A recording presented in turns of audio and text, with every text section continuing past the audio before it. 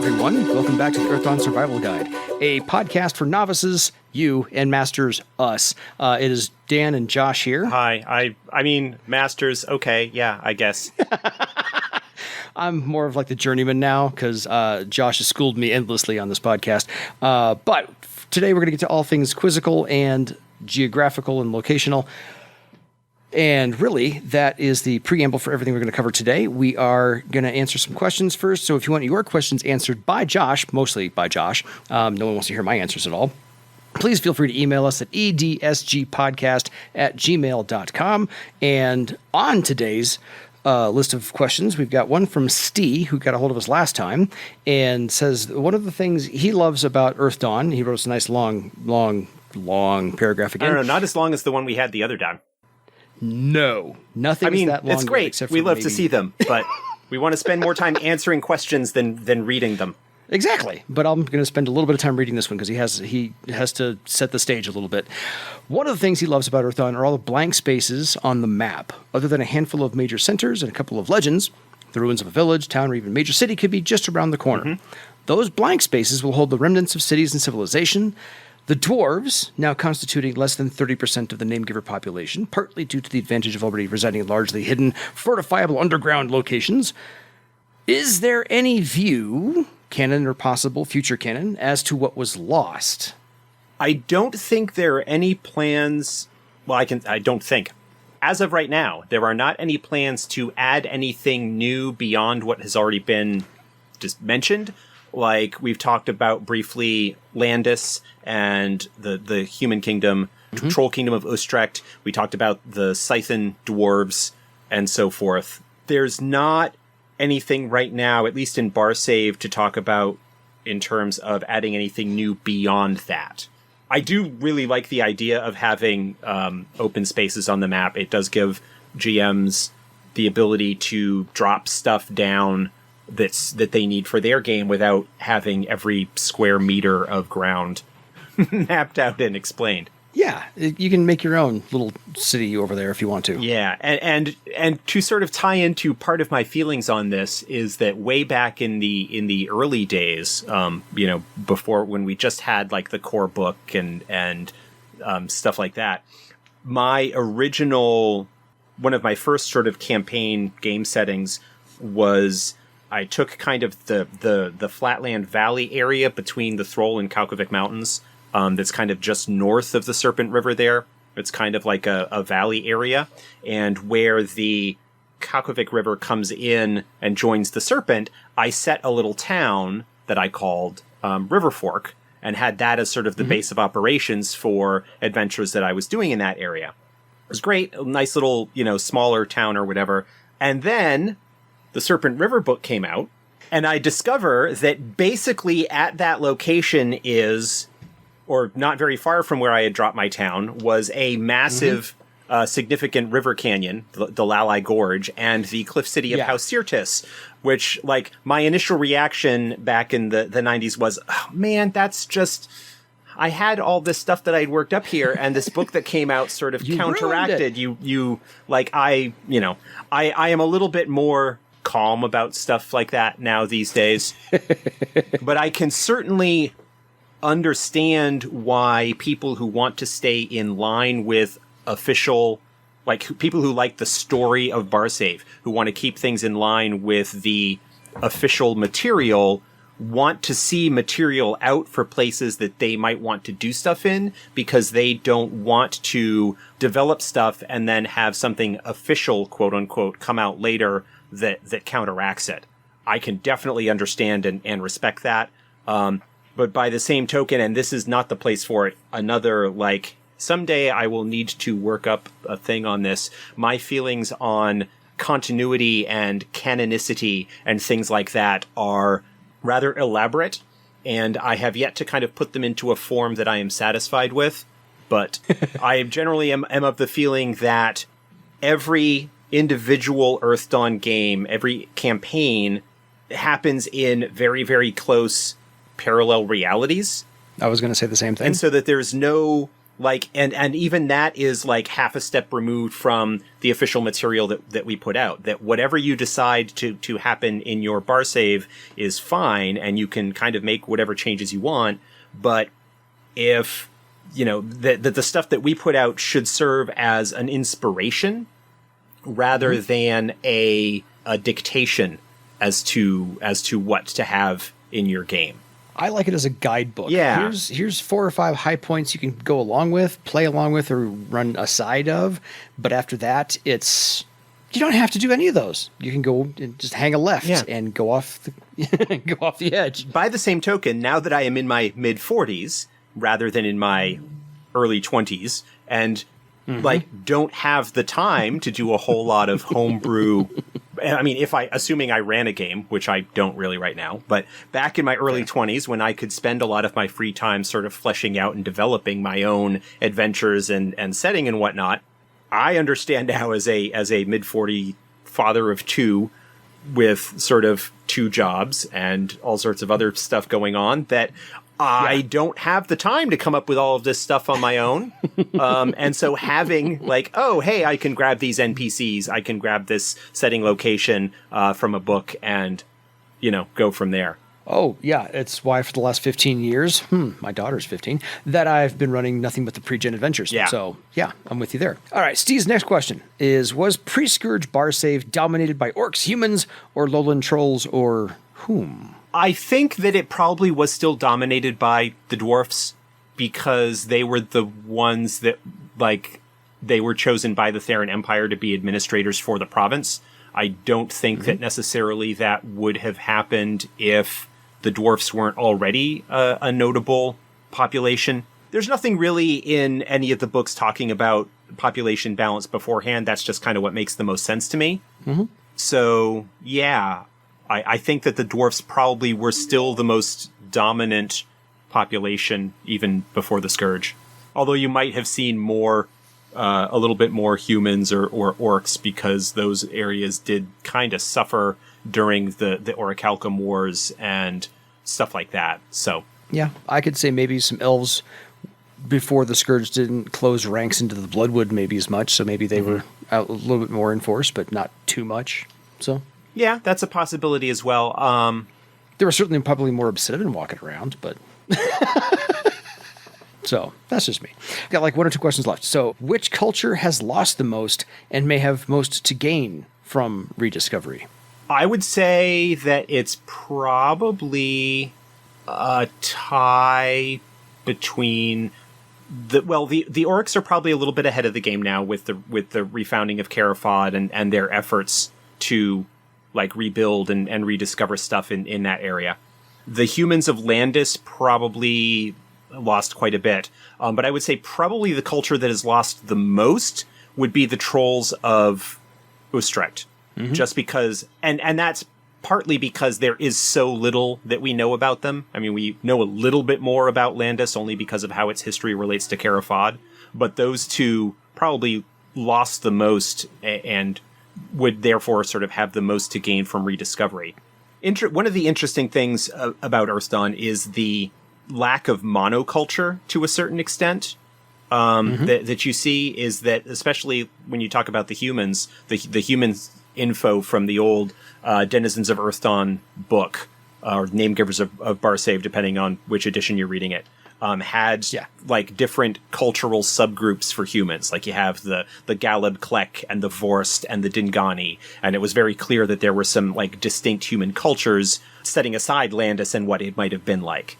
We don't really have that with the trolls. The trolls are presented as a bit more like we've got the Highland Crystal Raiders and the Highland troll culture, and then lowland trolls, which are largely just they're trolls that happen to live in areas with other name givers and therefore, you know, behave like other name givers for the most part. Yes. There's nothing really like distinctive about them. So there's no real sense of a troll culture outside of the Highland Crystal Raiders and such. So yeah, that's where I put it. The Tiskrang didn't really lose much. The dwarves didn't really lose much because Throal was sort of the dominant power there. The Obsidimen and the Obsidimen and the Windlings didn't really have any, like, they're such a small portion of the population that they didn't really lose much anyway. At least that's the perception that I have. The elves lost, but not in the same way. Like so there's not so much of a rediscovery that needs to be done with the elves, but perhaps a reassessment of their position and their like what it means to be elven and stuff like that. So yeah, they lost trolls cultural identity. Trolls and humans, with orcs kind of just a little bit above them, because the orcs at least have gotten it together enough to refound their historic ancestral nation. Fair. All right. Steve has one last question, actually on a second email, so we can get to that one. He's gearing up for his first 4th edition campaign, and one of his players has made the sound choice of playing a weaponsmith. Good on you. We have a podcast for that just a few back ago. His query is about the steel thought talent, and he's got some preamble for this as well. In his mind, it's one of those three last-ditch defense talents, the others being avoid blow and resist taunt. For a taunt to be successful, the defending character must have observed the attacking taunt. For avoid blow to be successful, to be used, the defending character must not be surprised or be blindsided. He has to know the attack is coming. There are no such restrictions listed for steel thought, so a character need not be aware that a mystic attack is coming. Is that right? Hold on. There isn't actually anything in... I was just double-checking the wording in the resist taunt talent in the book. Fair. There's actually nothing in the resist taunt rules text that indicates that the adept needs to be like aware of it. I think the very nature of how a social attack, like how do you blindside somebody socially, right? I mean, you can sort of catch them, like you can sort of catch them off guard, but at that point you are still like, they are still aware of the words that you are saying. They are still aware of the stuff that you are directing at them. And so only way I can figure might even come close to being blindsided is the victim would be deaf. Well, but at that point, how effective would whatever is being done with the be taunt on be? them? Yeah. So I don't. Let me put it this way: I don't have a problem if you want to restrict the use of those active defenses, as I call them, to attacks, for lack of a better term, that the target is aware of. But at the same time, I'm not sure how, like I was kind of talking about with taunt and other sort of social things, how you would not be aware of somebody talking to you or interacting with you socially, you know, and then so whether you do that restriction for steel thought or not, whatever you feel works. I know that there are people in the past who have argued that the very nature of the spell targeting your pattern twigs you to the fact that it's happening, and so allows you to do that. So I don't have a solid answer one way or the other. I'm starting to think that might be something that would be, especially if there is perhaps a knack for avoid blow that allows you to do it against surprise or blindside attacks, that then therefore doing a similar sort of thing for spell attacks that would be affected by steel thought would be similar. You can handle it either way. I don't have a firm... I think I would probably, if I were to sort of be handling it in a game right now, I would probably do the same thing with steel thought that you would with avoid blow. That is, if you are sort of caught in ambush or blindsided by a spell, you wouldn't be able to use steel thought on it. But I think that might also be something that I would make just on a case-by-case basis based on what was going on. Yeah. So I will summarize for Josh real quick. Seriously, to what we've said before, figure out what works at your table, write it in your book, and just maintain it consistently in all situations. Yeah. So I mean, this is one of those things where I did not do as much prep beforehand as normal, which is to maybe like go and look in the companion and see if there are knacks that might shed light onto what was, you know, if there's a knack that allows something, then by default the normal one on its own doesn't. Otherwise there wouldn't be a knack for it, but that's okay. There's a reason we wrote it all down. You don't have to memorize everything. Yeah. Josh. It's okay. Thank you, Steve. We will keep the fire burning. Okay, 2 more questions. One from Sebastian, one from Ted. Sebastian's is, so we seem to have uncovered a great conspiracy in the Discord today, whatever day he found this out. When writing the Book of Tomorrow, did the dwarves add that artisan skills can uncover horror taint only to create a world where literally everyone is good at making something? No, because that was something that was a belief before the Book of Tomorrow was written. The idea that I think it's covered in like the history section, the idea that works of art and so forth are or practicing a craft can show that you are free of horror taint, true or not, is something that was a belief that existed prior to the dwarfs writing the Book of Tomorrow. I mean, yeah, that is kind of the end result of it, is that you end up with a society where everybody has at least some kind of basic crafting ability. But in all honesty, that's not especially surprising when you're looking at a society that's pre-industrial. Yeah. Most of this is built on the legend of the Aztecs and the Mayans in the first place. So just find any of those societies. Everybody contributes. So you get all kinds of things that are manufactured by hand. And yeah, that was their art and their entertainment. Is sure they get to sit around the and talk. I don't know that the 1 or 2 ranks in craft skills that most adepts have really considers as being good at something. Mediocre. That generally, like, skill ranks 1 to 3 are kind of like novice, whatever. And then you look at characters that don't have a very high charisma, and you're basing your artisan skills off of that. Hey, you've got a step 4 charisma and only 1 rank in your artisan skill. Exactly. Go sell it hard. You know, better hope your D8 explodes. Otherwise, they're going to be running you out of town on the rail. Yeah, because you can't use karma on that one. So thank you, Sebastian. But no, I don't think it was something that the dwarves of Throal specifically did. I do agree that it's sort of the end result of that belief, but the belief existed before the Book of Tomorrow. Yeah, so one of those. Okay, Ted has a question for us real quick. Your discussion of weaponsmiths brought up a point regarding the disarm trap talent. I hope you can clarify. Does the disarm trap talent work against magical ward traps? It is not explicitly stated in the talent description, but the skill use paragraph implies it can by saying the skill cannot affect magical traps. So I have a scout, and I did pick up disarm trap, but I know it's mostly for magic. You can do some magical trap. No, it's lockpicking. Talent versions of disarm trap and lockpicking, incidentally, since you did just mention it. Both the talent versions of those, it doesn't explicitly, but both of them allow you to work on magical traps or locks, respectively. It is not specifically called out in the 4th edition rules. It might have been. The difficulty number for magical wards or locks is higher than you have for mechanical ones, and so typically you need to be a bit more skilled in order to successfully do it. But yes, the disarm trap talent explicitly, well, does not explicitly, but I am saying it does allow you to deal with magical wards and traps and such.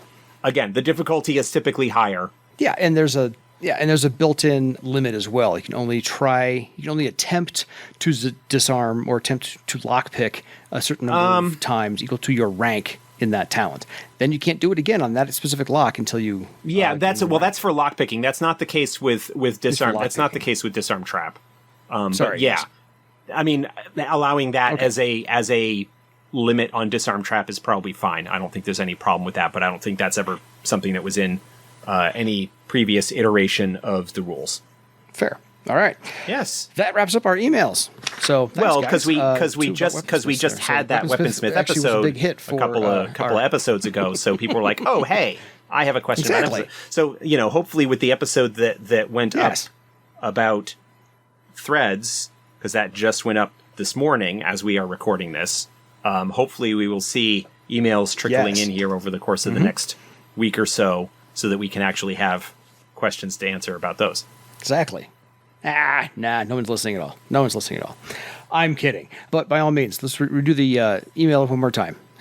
Well, somebody is, according to the stats on our podcast page. If they're all bots, that's fine with me. But so, Stephen, you're a bot. Sebastian, you're a bot. Ted, you're a bot. Okay, bots, questions have been answered. No, if you would like to get your questions answered as well, again, mostly by Josh, edsgpodcast@gmail.com.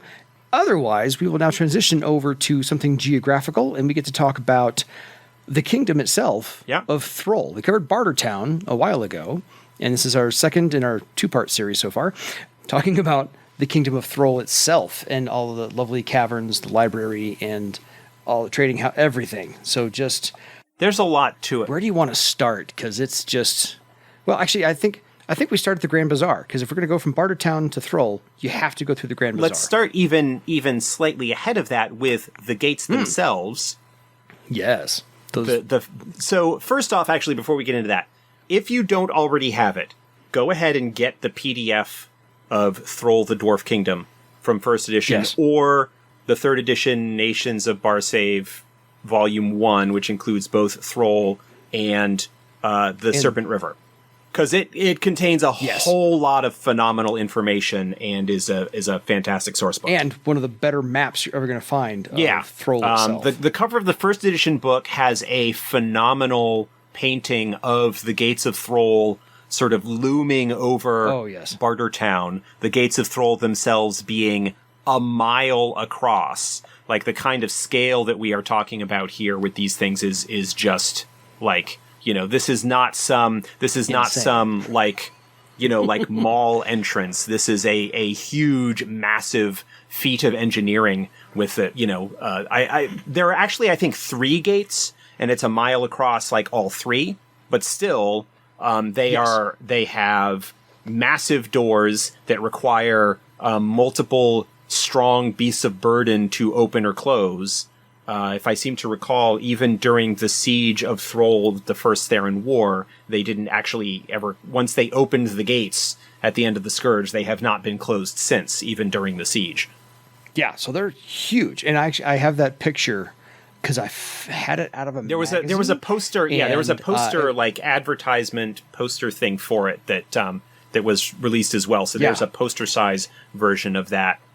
Yeah, I found one of that painting without any words on it, and I copied it and put it on the outside of my Game Master screen for everyone to look at when they're staring at me. So I'm like, this is the town that you are in, and this is exactly how impressive that should possibly be. So yeah, gates are huge. The statues outside are gorgeous. They're just on the scale of only magic can accomplish this. It's just unreal. So, but then we get to the Grand Bazaar, which is, if you're going to find anything, Bartertown, as we said, you can find pretty much anything you want, but the Grand Bazaar is where it's all for sale on purpose. It's interesting. We've talked a little bit about the Grand Bazaar in the sort of in-house in our discussions about Throal and what we might be doing with it in the future. And it's interesting. An idea that has been floated is that maybe the Grand Bazaar was not there during the Scourge, because it doesn't make a lot of sense for there to be like the major point of commerce for the kingdom right inside the gates where, people would be gathering if something were to happen and a horror like broke through or something like that. So that it's possible that the Grand Bazaar is something that is, admittedly, the kingdom has now been open for about 100 years, so it is a fixture at this point, but that it probably was not something that was there originally. Yeah, I could foresee it just being, after the gates were opened, as in, this is how welcoming Throal is, the kingdom itself, to everybody else to come in and partake of the culture we've created here. So I could see that the Grand Bazaar probably didn't exist beforehand. I agree with that.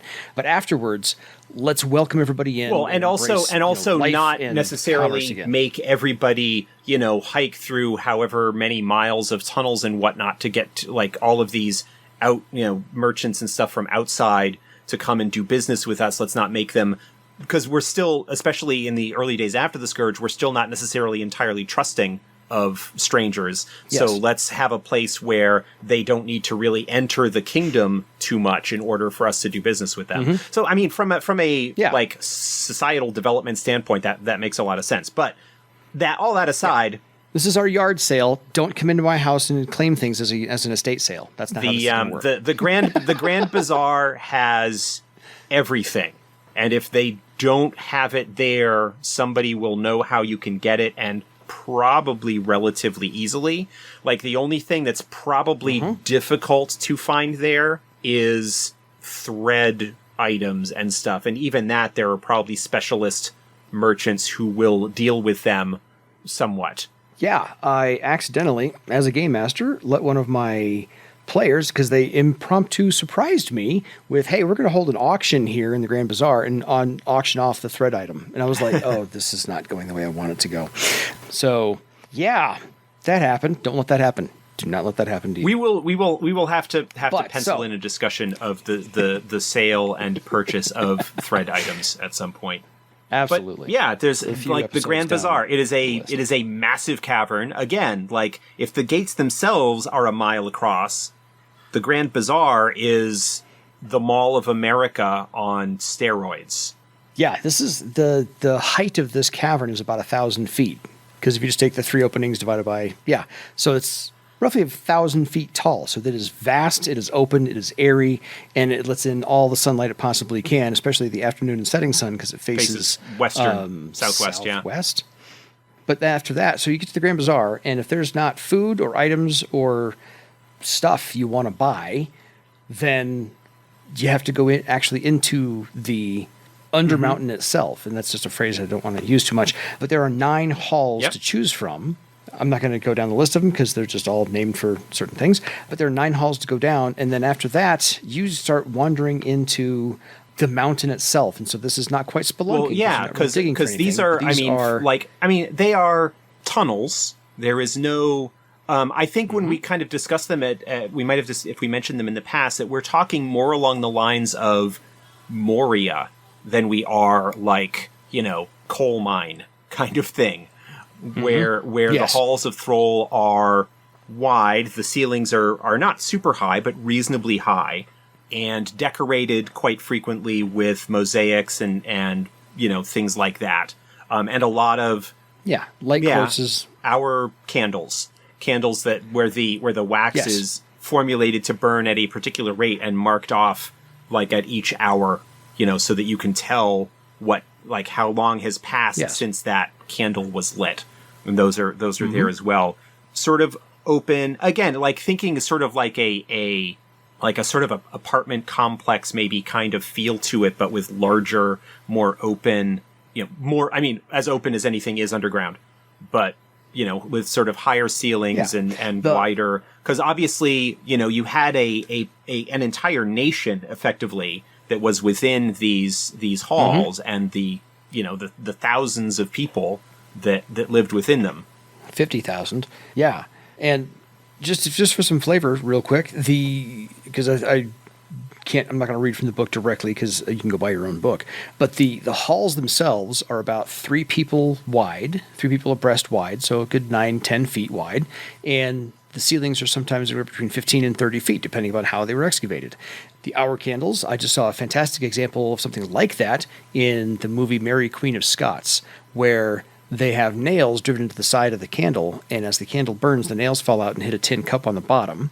And so this is not too far out. The wax that the candle makers use in Throal, as I said, is just notched off every hour. As long as they put it in on time, it works. And otherwise, there's light quartzes around in some of the ritzier halls, per se. And there's stairs up and down. Yeah, it is multi-level. The halls somewhat kind of, they all sort of, generally speaking, descend deeper into the mountain range, but they all kind of, they're not straight lines. They kind of wander a little bit back and forth and around, and in some cases, twist above and below each other.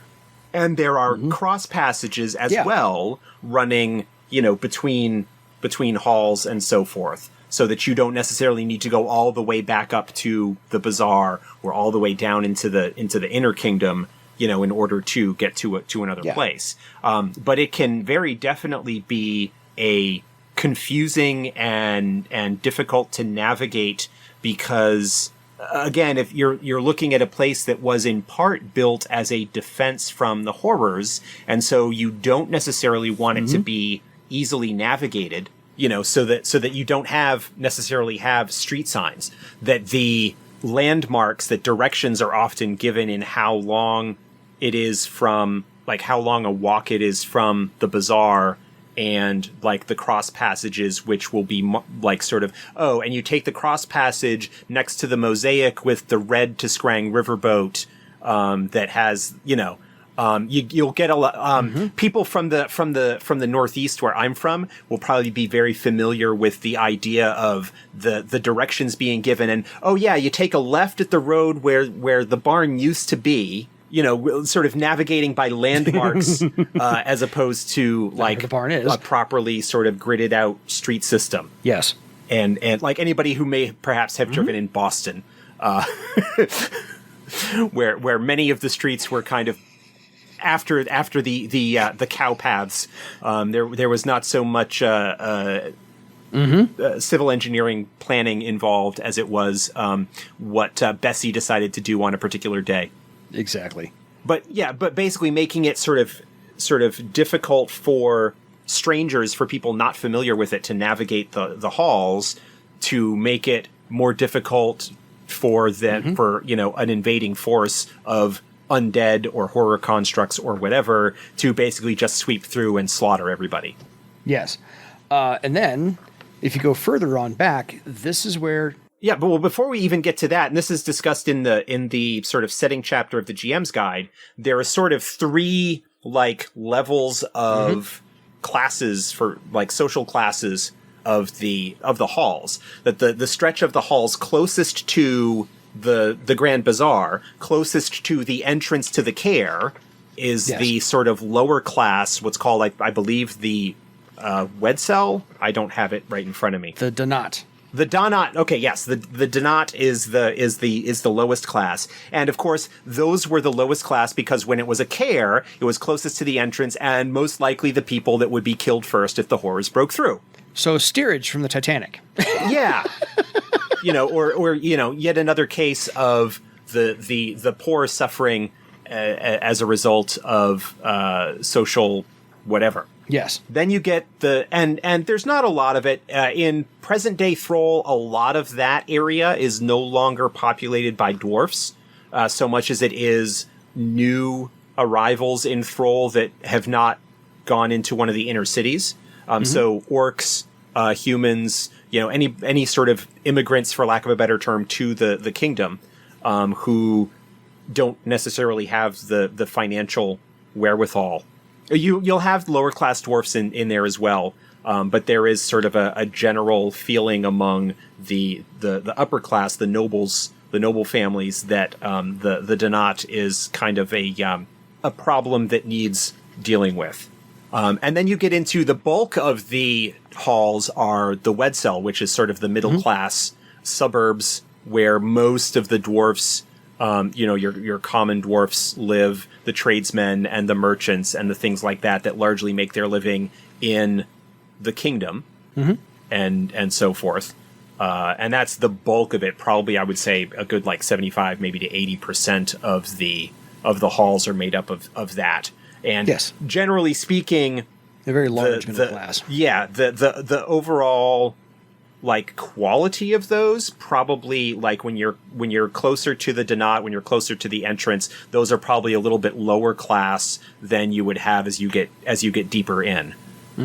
There's even it's mentioned in the Throal book, and I cannot now remember the exact expression, but Throal itself has expressions for like the term upwardly mobile, which is sort of something is not how they would phrase it. Yes. Be like they would refer to it as being deeper or further in or something like that as the expression for how like somebody who is doing well and moving up in society is going down or going deeper or something to that effect.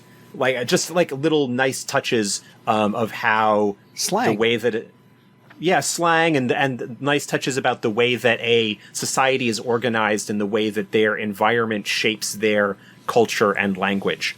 Yes. Nice little touches, phenomenal work by Robin Laws, who wrote the original Throal book. Yeah, it's a fantastic just those tiny little details that your characters can use in conversation as your character to use those it just adds a little bit of richness that you don't normally find as well. Because after you get past the Dahnat and into the Wedshel, you get to the estates. Yes, and this is where all the wealthy folk live. The people who had enough money to get a decent chunk of real estate. This is where the noble families and the major merchant houses all kind of have their estates, their fancy homes. It is kind of ironic in one sense that the areas that were so highly prized and desirable shortly before the Scourge and during the Scourge were so far from the entrance, where now the like hub of trade and business is so far from those locations. It's kind of like the idea of, well, you've got all of your corporate headquarters in New York City, but the stock market is in St. Louis. Kind of idea. Nothing against either New York City or St. Louis, but just trying to give a sense of how like or actually like that the headquarters are in Manhattan and the stock market is in Hoboken. Yes. It's just outside of, really? It's just right? Okay. Yeah. It's over there. So the estates are very like very fancy, very elaborate. The folks that own them like to 2 levels, multiple rooms, stairs, multiple levels. Definitely sort of an opportunity for the wealthier individuals to flaunt their wealth and status and privilege, and to go along with that. And they typically have their own personal house guards and things like that. Yeah, a grand estate is like 25 rooms. You know, dining halls, galleries, it has their own personal library, things like that. Wedshel is like maybe 5 rooms, can hold 5 or 6 beds, whatever, some partitions. The Dahnat is like a shoebox. but the 5 or 6 rooms would house 3 generations of a family. Agreed. Like you'd have so you've got multiple sort of generations living under the same roof, and so in very close quarters. And there is kind of a because of the dwarf culture and the dwarf sense of strong families and close families, there is kind of a sense in Throal that the folks who live in the estates, because they have so much room and they're not in such close proximity to their kin, to their parents and grandparents and so forth, that they're maybe like a little bit weaker or soft in the head as a result of that, which is an interesting, again, like a little sense of like cultural feeling that goes along with that, and kind of goes along with the dwarf nature that we discussed a few episodes back when we talked about dwarfs. And then once you get past the estates, you get into the heart of the kingdom, what's called the inner chambers. It is here that the palace, the royal estate, is located. The Great Library is located here. So visiting the Great Library actually does require you to make an expedition through the halls of Throal down into the depths of the kingdom. It is not, I mean, it's relatively speaking, assuming you're not banished from the kingdom, it is accessible. It's just a trip to get there. And so generally, if you're going to be doing research at the library, you are going to be having rooms probably somewhere in the Wedshel, unless you possibly in one of the inner cities. But so you've got the palace, you've got the Great Library, you've got the Royal Auditorium, which is where a lot of performances and debates and presentations and lectures and stuff are held. It is rarely at capacity, but it is pretty frequent in terms of its use in daily life and kind of a hub for cultural activity there. And also located there are the offices of the Chancellery, that is sort of the ministries and whatnot that help run the kingdom. The offices and whatnot of the Eye of Throal and the Arm of Throal, the military and the sort of intelligence network, and the Chancellery and all those sorts of stuff are all kind of deep in the heart of the kingdom down there. And that area, what we've covered thus far, is more or less the original care, the original sort of kingdom of Throal.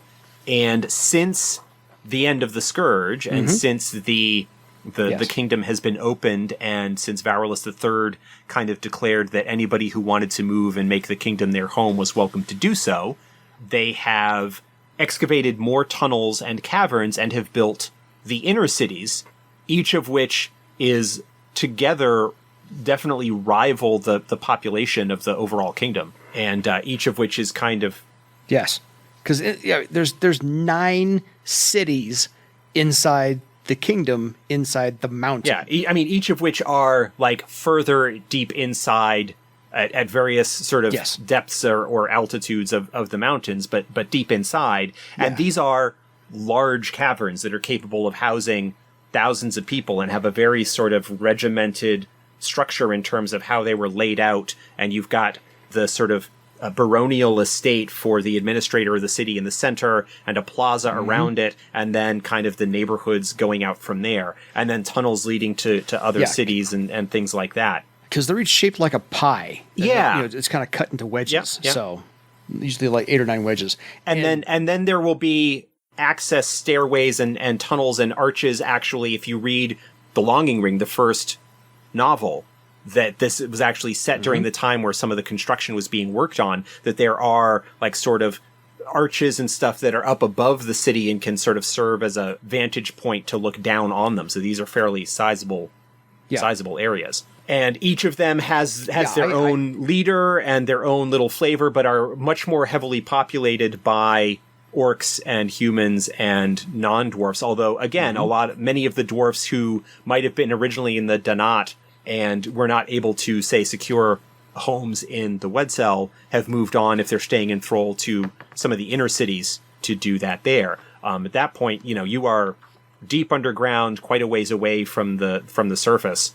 And there's a lot going on there, and a lot of potential issues in terms of social interactions between the dwarfs and the new arrivals in the cities, and all sorts of stuff that's kind of going on with that. Yeah. I imagine each one of the inner cities, all 9 of them, and they're trying to build more at the moment, are about the size of a sports arena. Not necessarily like a football stadium, but a sports arena. So something that holds like frequent basketball games, if you're in America, or something along those lines, some indoor sports arena, because that'll hold, 20,000 people in the seats. But yeah, if you break up all of that space. Yeah. Or like, well, I mean, you say football stadium, like a European football stadium. Agreed. Yes. Because if you take all that... what we silly Americans call soccer. Yes. Because if you take all that horizontal space, all that empty space where the field is, and actually build that into tiers, vertically speaking, you can make all those houses fit in there with just stacked upon each other, because you don't have to worry about hallways and things. So they're all cramped together like apartments. So that's exactly what I'm imagining, is something about that size that can hold, 10,000, 20,000 people. So maybe it's a football stadium. Who knows? Larger rooms. But yeah, so you get down in there, and then there's just the daily routine and how people live in Throal, because once you live there, you don't really see the outside a whole lot. So to your point earlier, you're not regulated by the sun anymore. You kind of have to follow your own rhythms and things and get acclimated to the light courses all throughout the cities and some of the hallways in the Grand Bazaar do dim. I mean, at there night. is some kind of there is sort of a day-night cycle there, but it probably in some ways, and like I mentioned, New York City, the city that never sleeps. That even sort of off hours, there is probably activity and stuff that is going on, probably subdued, maybe not as much, but there will be sort of late and after hours stuff like that going on. And then even beyond the inner cities, you've got the Crysttal greenhouses, which were the source of food for the kingdom during the Scourge as a care. You've got the mines kind of even down below that, even deeper, where the true earth and iron and silver and whatever other mineral resources can be extracted from the depths of the mountain, as well, is all kind of part of that. And really, just a couple of things I want to get to, because these are the details that you don't really get to hear a lot of. Everything in the Undermountain itself is as brightly colored as it possibly can be, and the dwarves love to dress in bright colors because, again, you don't see a lot of sunlight, and the cavern walls don't really change color a whole lot. So they paint things, they dress brightly just to remind themselves that life is good and they're alive. Throal has... And related to that, the I mentioned like the mosaics and the decorations on the walls of the halls of Throal. Yes. And that is an indicator as well of like the social standing or current fortunes of a family. Is it a family that is unable to properly maintain the decorations outside their home, has fallen on harder times and is not able to like pay the craftsmen to patch the bits of tile that have fallen off, or, things like that. Yeah. So going back to time real quick, just a couple of little things I love for the flavor of Earthdawn in general is that the time is marked, as you said, in candles, but they don't bisect the day. It's still 24 hours long, but they don't go the first 12 and then the latter 12. Everything is done on the total number of hours. So if you're going to meet somebody in the afternoon, you say, like, I'm going to meet you at the 13th hour. Right. Or the 15th Yeah, hour. what's often referred to as military time. Yes. And then, so the basic routine of Throal itself is, generally speaking, everybody gets up by 6, businesses open by about 8, at about 1 in the afternoon, or the 13th hour, everyone takes a 2-hour lunch break. Mm-hmm. And so business resumes about the 15th hour, everyone's done at the 19th hour, and they go out, I can't say partying, but they go to the taverns and clubs and they go socialize after that till about the 22nd or 23rd hour. It's a very Yeah. It strikes me as a very kind of European system. No, I watched a movie. It was a documentary recently where it's actually not recent to anybody but me because I just saw it. Is in Italy they take a 2-hour lunch break. Everyone stops working, go to lunch for 2 hours, meet with their families and whatever not, have a casual meal, and then go back to work.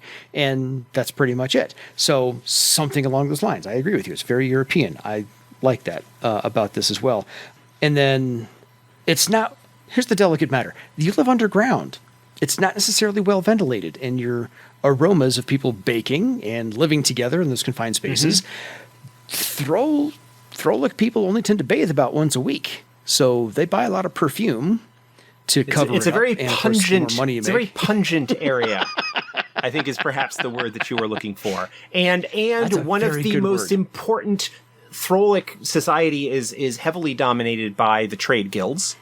Yes. Like, you cannot practice a craft without belonging to the appropriate guild. I think there's 28 noble houses? There's a bunch of them, but one of the most important trade guilds in the city is the Muckers Guild. Yes. I was going to get to that one. These are basically the garbage men's union. These are the folks that even worse than that. Roll around. These are the piss boys. These are the ones who come along and clean up your chamber pots because that's what you got to use. Or collect it. There's no indoor plumbing. A threatened strike by the Muckers Guild is nothing that anybody wants to deal with. So I remember coming across something on Facebook because somebody asked a question about waste disposal systems, and I couldn't get my book fast enough, and I got distracted and I didn't actually answer the question because someone else is going to take care of that for me. So yes, the Muckers Guild is one of the most important out there. They are paid handsomely. In fact, I think they're paid better than some other guilds out there, but really, do you want to do the job? No, that's why you pay them. That's exactly it. And speaking of money, coins. My brother loved collecting coins from all over the world, and have his collection as well. And it's interesting because all of the coins in Throal are hexagonal. So there's 6 sides. So it's kind of hard to shave them or make them round. That they're forged. The copper pieces bear a pick and a hammer on both sides. The slang for them is hammers or toolkits or builders, and the phrase is peasant's luck is always the same. So you can't really call heads or tails. You can't gamble with copper pieces. So that's neat.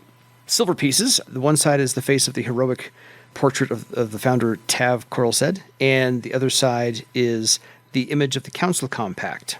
So those are your silver pieces that you use pretty much. That's your main form of currency.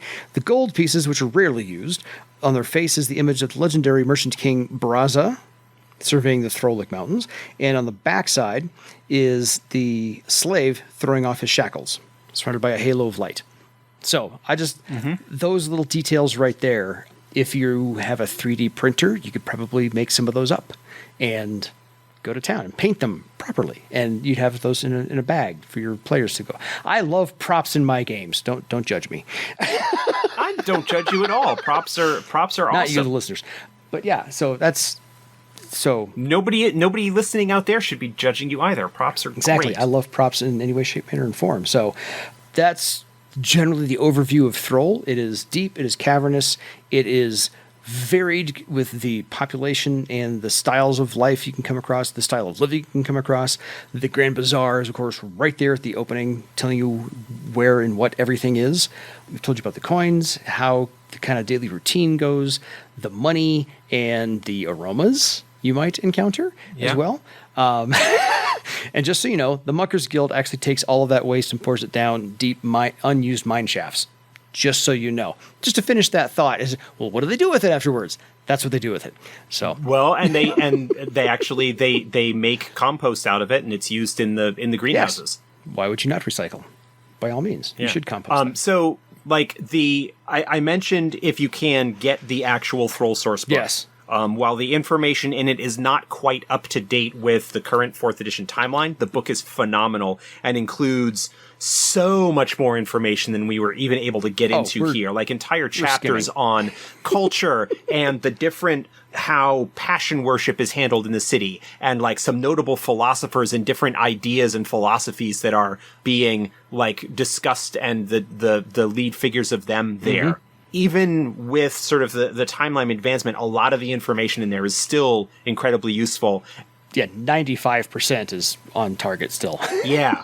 I mean, the write-up in the Game Master's Guide for the Kingdom of Throal is 8 pages just on its own. Yes. Like, that basically covers everything from Bartertown down through the inner kingdoms, the inner cities, and the greenhouses and mines. Like, it's all, and I kind of did like a brief overview of what we just did here, and then basically kind of just noted on the things that have changed since the original book. So those are always great places to go and start off. The Nations of Barsaive from Red Brick and the Throal source book, I think, all still have the death of King Varolus III and the ascension of King Nedden, and that's pretty much where it stops. So 95% of that book is still valid. So by all means, it's worth every penny you're going to get. And like Josh said, we skimmed it. We hit the overview. Yeah, we kind of hit the overview, and you combine that with what we had talked about a few episodes ago with regards to the dwarfs, and it's the Throal is the almost any game set in Barsaive is at some point or another going to involve the Kingdom of Throal. Yes. Whether just by the virtue of the Great Library, which is the single greatest repository of knowledge within the province, the fact that the Kingdom of Throal is the largest population center, it is the source of a significant portion of the trade. It's the source or destination of a significant portion of the trade because it has such a large population. Yes. It warps the province by its gravity, by its social, like it has a social gravity that kind of shapes everything that happens elsewhere.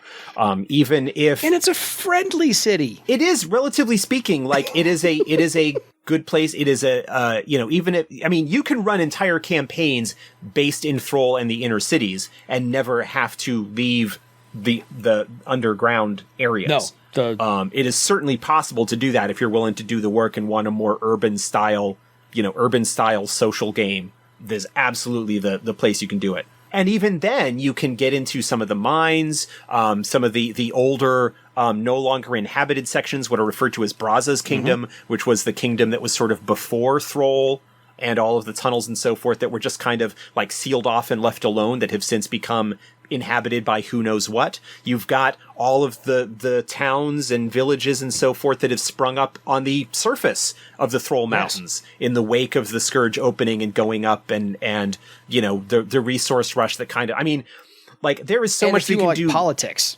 And all your politicians are in there. Yeah. Well, again, constant chess matches going on with those guys. Yeah, the social and political gravity of Throal, like everything is going to involve it at some point. Even if you have a game, say, that is mostly going to be based in like going around Parlink, Throal has interests in that area. If you're going down in southwestern Barsaive where you're dealing with Carafad and stuff like that. Like again, Throal has. It's the hub. It's fingers in a lot of pies. Even with the withdrawal and the reduction of Thrall's sort of leadership of the province, you can't not involve 40 to 50% of the population of Barsaive. Well, and here's a good idea. If you're running a Shadowrun campaign, which takes place in a very large city, lots of population, take the plot from that and port it over to Earthdawn and see how you do.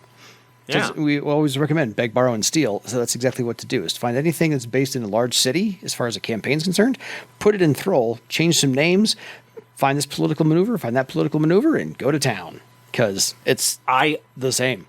One of my early games, the sort of introductory storyline that I ran was basically reskinning the basic Dungeons and Dragons module, the Veiled Society, which is basically about a plot of one noble family in the city to overthrow the crown and whatnot, and basically like did that as sort of the plot and mystery that was sort of the initial introduction, was them kind of encountering that that plot. So, I mean, absolutely, you sometimes need to tweak things a little bit for the appropriate Earthdawnisms, but a lot of that sort of stuff. Game of Thrones episodes, plot lines, and string them together, because you have more than enough houses in Throal alone. There's 28 trading houses. That outnumbers anything Game of Thrones has for you. So by all means, beg, borrow, steal, throw it in there.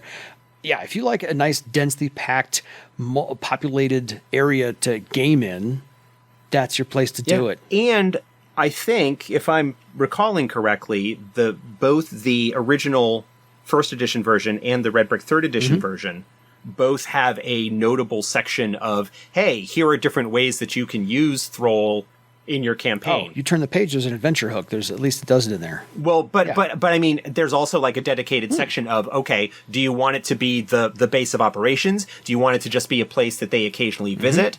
Like here's and plot hooks and characters, and it's a phenomenal place.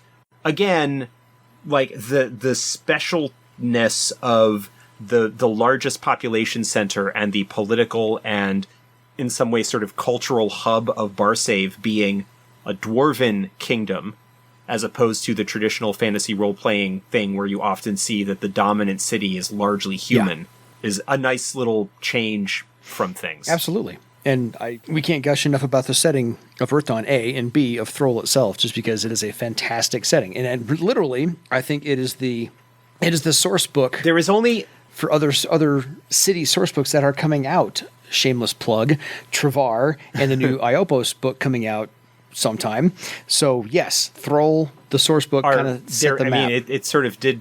There is, if there is one downside to the Kingdom of Throal, it is that there are not enough Tiskrang. I agree. As we harken back to our Tiskrang episode, so yes, but the Tiskrang get their own entirely awesome source book, which we will cover in a future episode. Absolutely.